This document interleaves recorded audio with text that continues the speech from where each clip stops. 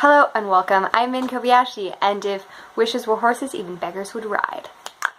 And that is one of my favorite quotes from the novel Flamecaster by Cinda Williams Chima, which is the first book in the sequel series to the Seven Realms called The Shattered Realms.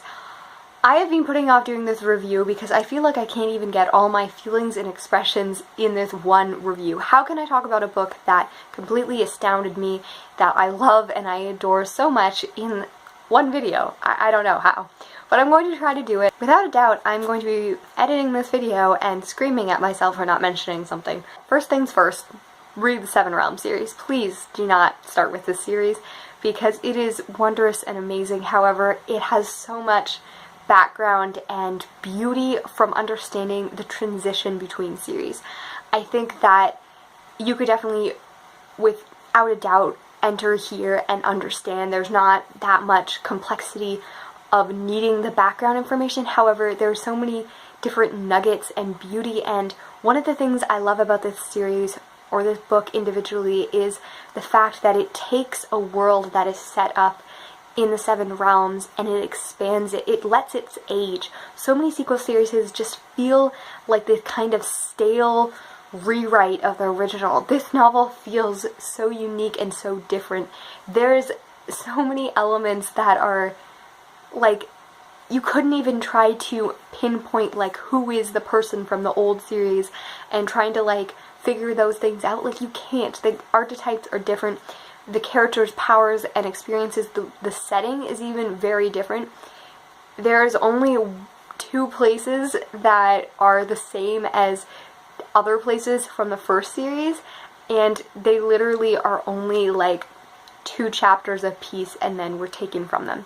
And I think that that's only to add some familiarity into the beginning when we're getting to know the characters. This novel, Flamecaster, takes place 25 years after the original series, and it is about a prince who is bent on revenge, a coal miner who has this mysterious birthmark and origin that we don't know, and about this unruly soldier and this unhappy spy master. I feel like the second two get neglected all the time. However, they were two of my favorite. I can't talk about them a lot in the beginning. I will be doing a spoilery part at the end to talk about them since they are introduced a little bit later on. First of all, I would love to talk about the magic system. I think that some people would say that it is pretty typical. I really love how she handles it, and I think that it allows for a lot of character and world building in that. All of the magicians, and they're called either mages or wizards depending on the different places, and also I love that things are all called by different names depending on who's talking and where they're coming from, which I think is really unique because so often made-up worlds just kind of feel like they're all one culture, which is so weird because I had culture shock when I moved away for university, and that was in the same province, only 5 hours away, and I was like, what the heck is going on and why don't I recognize this? It's not that far. So the fact that like whole worlds could have such similar places, no, these have all different cultures and the culture is so rich and beautiful. I need to stop going on spiels about how much I love this. See, this is what I was worried about. Their magic system works in a way that I really love because it holds the gravity and the potency of wizards at bay a lot because of the fact that they need an amulet in order to practice magic. They have something called flash, or different words depending on different areas, that exudes from them that actually all wizards or mages can see from one another, so it's really easy to tell if you're a wizard, if you're also a wizard. If you're not a wizard, you probably can't tell, unless they have like this energy that you can sometimes feel. Anyways, ramble aside, it is really cool because this has to be collected in a flask, and then the more they collected, the more the power they're allowed to exude at one time, but they also need to rest up and let that go back into their amulet. And if they're not holding an amulet, it's just being wasted into the air. So I think that that has a really good way of making sure that no one is overpowered at one time because their amulet can always be taken away, which allows it not to just be like these people that just overrule the world. And then we also have healers who also need to have them, and I really love because one of the main characters, Ash, he is a healer. In the first series, we didn't really see a lot of people that were healing. Like, they were healers, but they were kind of in the background.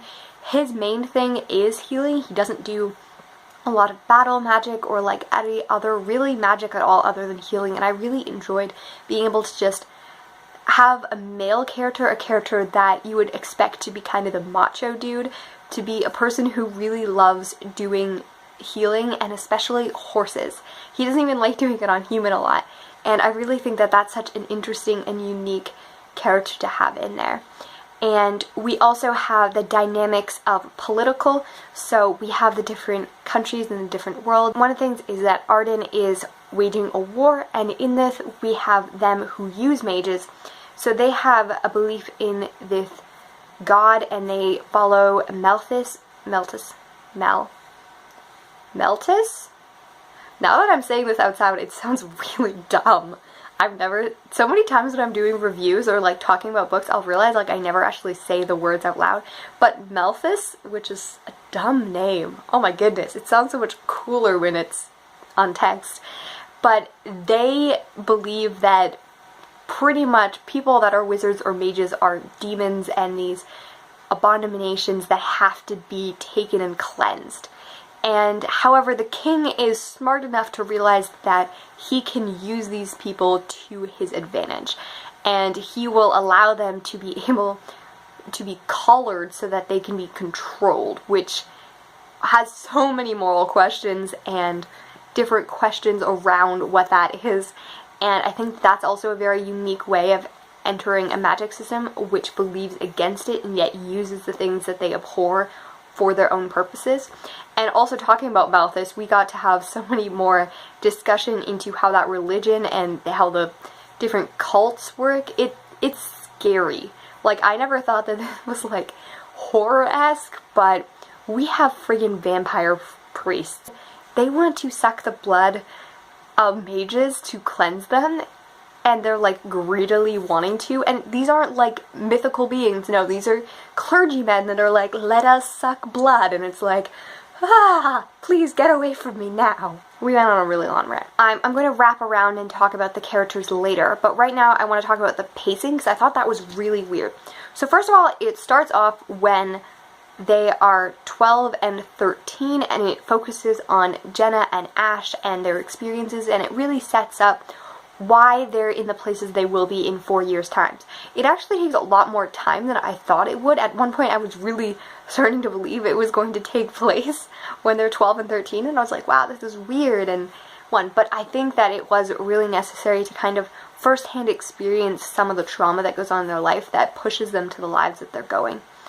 And then we go from that, and then we see one chapter with Jenna 4 years later, and then we don't see Jenna for 100 pages.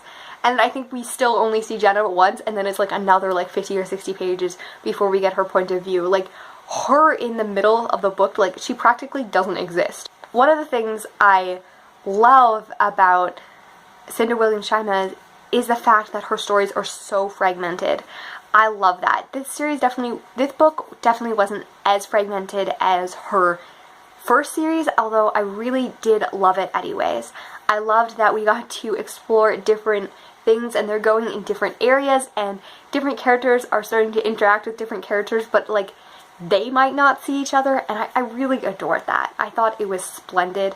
I love being able to figure out how everything is going to merge together, and for a while I wasn't even sure. It actually spent more time with people together than I expected. But then in the middle, we're introduced to two new characters. It is the Flamecaster and the Unruly Soldier, and they're fantastic. I adored following them. They became quickly, the two of them and Ash were definitely by far my favorite characters. I must say that I wasn't as big of a fan of Jenna. I just didn't really super adore her plot.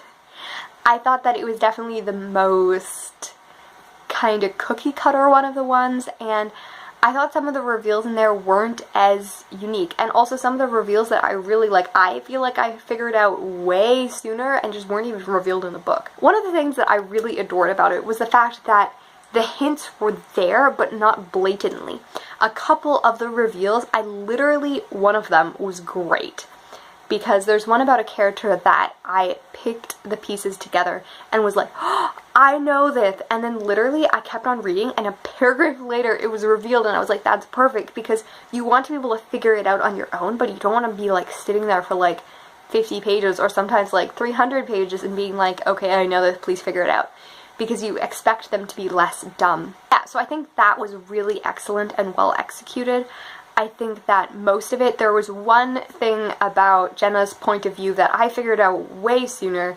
And continuing on with the thoughts of pacing and perspectives, it was really jarring because in the middle part we had these two characters that took up a lot of the center stage, and we still had Ash intermingled with their perspectives, but I really started loving and adoring them. And then at the end, they're still characters in it, but their point of views are absent, and a lot of even their actual agency is completely taken away, and they feel like they're not even really that important in the novel. And it's like, where the heck did they go? And I was like, at the end of reading it, I was like, I better get more of them in the sequel, except for I figured out that the sequel doesn't follow the same people, which makes me kind of angry.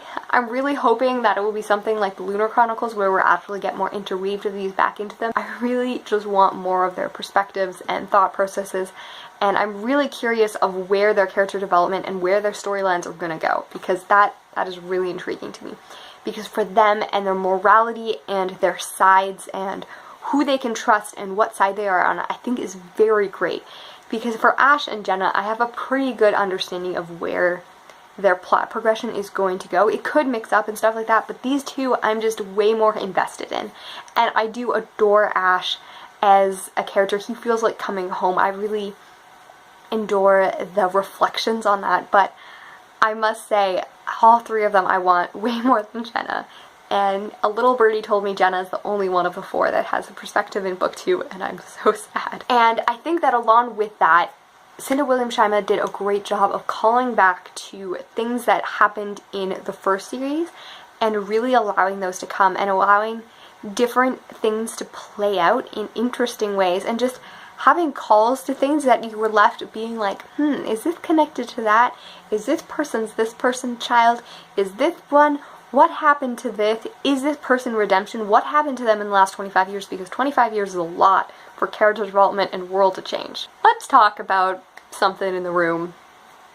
Cinda Williams Chima, what the heck did you do? Where did you fall apart with the romance? The romance was so instantaneous. I was like, I should have had whiplash. I'd just be like, no, please no, I didn't want this. I was like thinking that it might happen, but I was kind of like, I don't really want it to go in this direction. And I'm not rooting for this. It was aided with like mysterious mind powers. So we moved along, but I was just like, no, please no. Something I really adored about her first series was the fact that her OTPs weren't like really set from the beginning. I really hate the like expectation that a lot of people have in the world, and also I think that that is often pushed forward and brought to light by TV shows and movies and stuff like that. The first person you fall for, you're gonna end up with. That is gonna be like clear and be like, there's been people before, but no one like you. And it's really easy to be in a relationship and say that, but like so often it's like, really, like, are you really just setting everyone up for failure? Maybe I'm just way too cynical for that. However, I don't want it to be clear who people end up with at the beginning. I think that it's really awesome to be able to see how people have romances that aren't maybe endgame. I really enjoyed that in the first series because both Han and Reza have many relationships throughout the whole novels, and it's never really clear which or who they're going to end up with. And at different points, I've really enjoyed that. And I'm really sad that kind of the one that you would typically kind of figure they're going to end up with happens rapidly and without much character development in their relationship. And I really hope that their interests diversify in future books and that they're not the ones who end up together. But let me say, not even a romantic, I'm not sure if I want this romantic to really happen, but Ash and one of my favorite characters has such great banter. Oh, I kind of want to ship her with everyone because she's just hilarious with everyone. And I don't even know if I want it to be romantic, but like I just live for their scenes together because I'm like, they have great chemistry, they have great banter and beautifulness, and I could just have books and books about them talking together. It's wondrous. Along with the fact that I love Cinda Williams Chima's fragmented stories, I love that there's never just one opposing force. There's always many villains and villainesses and different antagonists that I adore. So even though most books have a conclusive end, we have a villain vanquished, we have a foe, you know, ousted or something like that. However, it's not the end of the story because there's many different threads that are continuing. And I really adored that she did such a great job of doing that in this novel.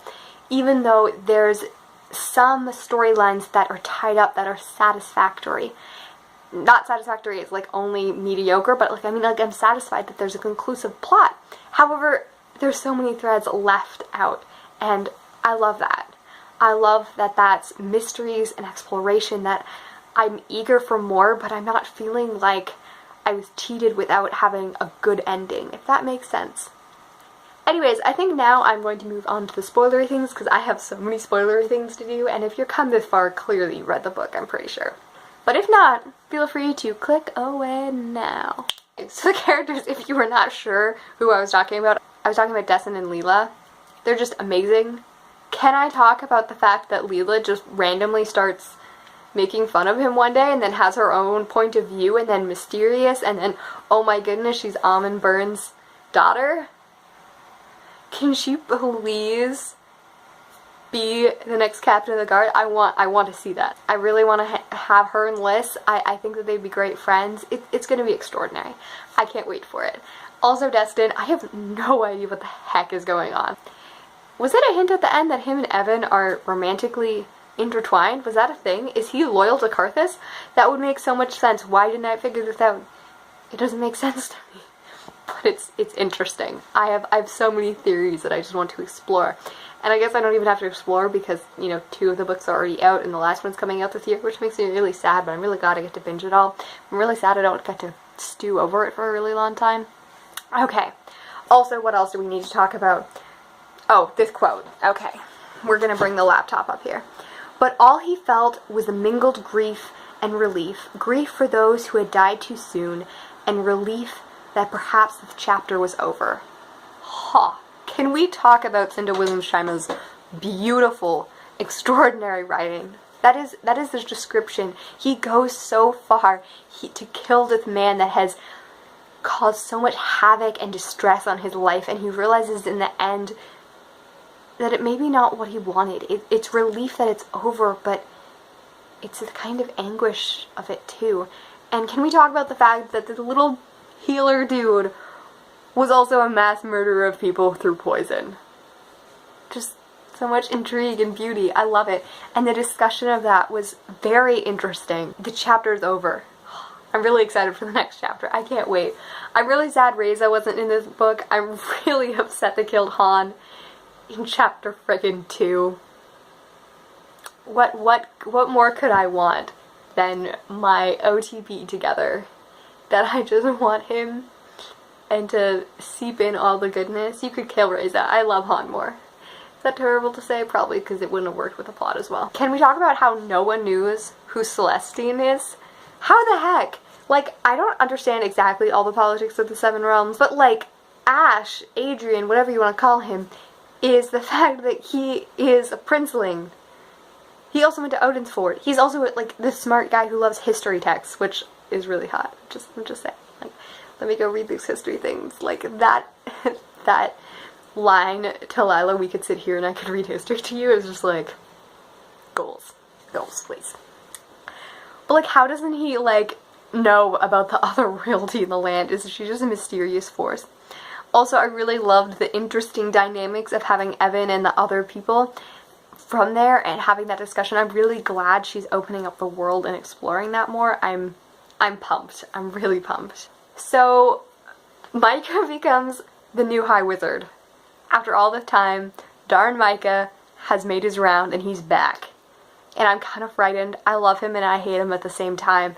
And we're not really sure where his redemption lies because it was left so ambiguous at the end. And I can't wait to see that. Oh, it's going to be amazing. Oh, Marina. I'm so happy. She's just like, I'm gonna kill my husband. She's a mastermind, and I love the reveals. It's like Nightbird, but the other way around. It's glorious. I love it. I'm really intrigued to, I just want to follow her and her with her son and her daughter and how that's going to transpire. I just want to like subplots for everything. It's so amazing. She's such an extraordinary character. I adore her.